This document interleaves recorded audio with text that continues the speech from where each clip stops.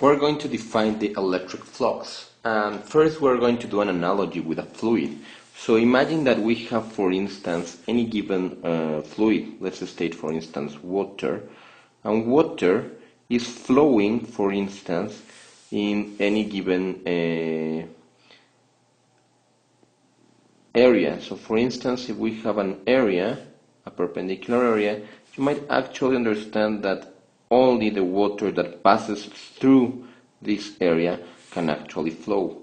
The other water will not pass through this area because there is no way this area or a wall can let this water through, right? So, well, this is going to be exactly the same analogy with the electric flux. For instance, you have any source of electric field, a point charge, and you know that the positive point charge will have lines of electric field that are going towards the outside of the particle itself. So if we define an area, and this area can be real or imaginary, then the amount of lines that pass through this area given the electric field, well, that is going to be the electric flux.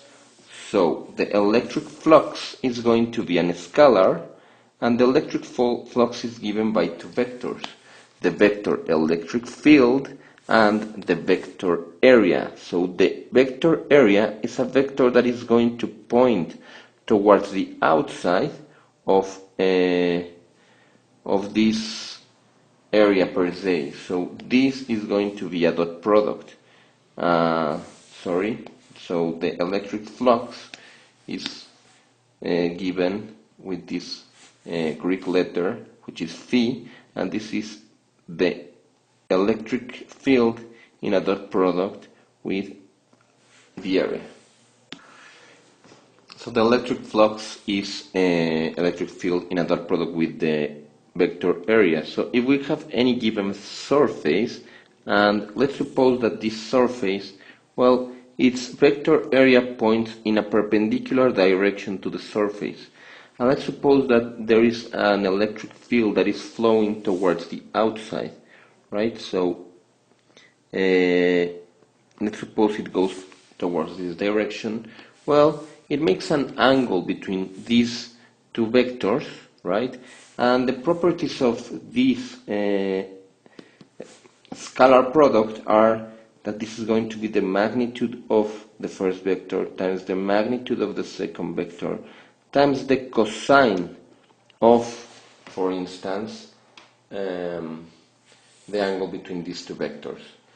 Of course, if these two vectors are totally perpendicular, then there will be no electric flux.